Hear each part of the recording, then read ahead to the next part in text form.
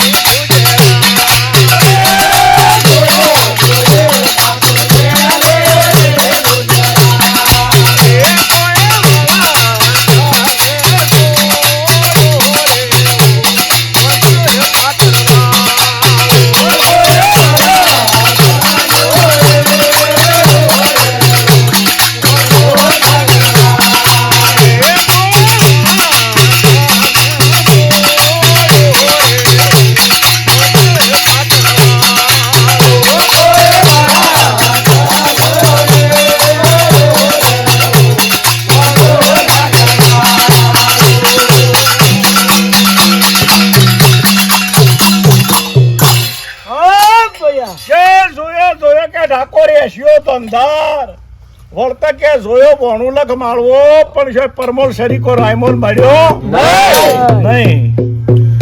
કે જોયો ઠાકોર ગેલેરી ગુજરાત વળતા જોયો પોંચુ પાટણ વાળો આવે પણ કે પરમોલ શરીકો છે રાયમોલ મળ્યો નહીં. એ ઘર આ ભવન ફરતો આ ઘર નેતોમાં સેવો જાય છે. કેવી વાત ચાલે.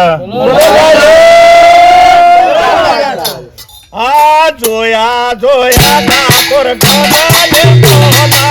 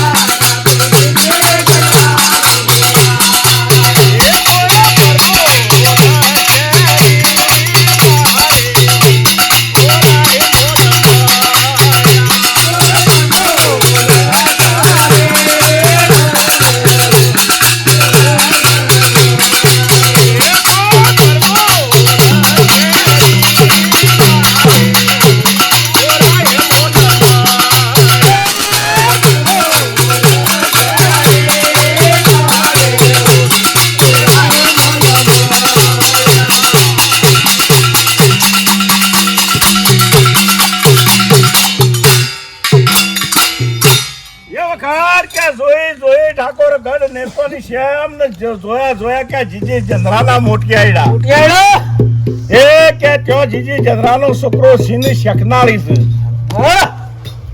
તે ચોકરે એમ કે પરમોલ શરીકો રાયમોલ જોઈને અરે બમણ કીધું કે ભાઈ મને આ છોકરો ગમે છે.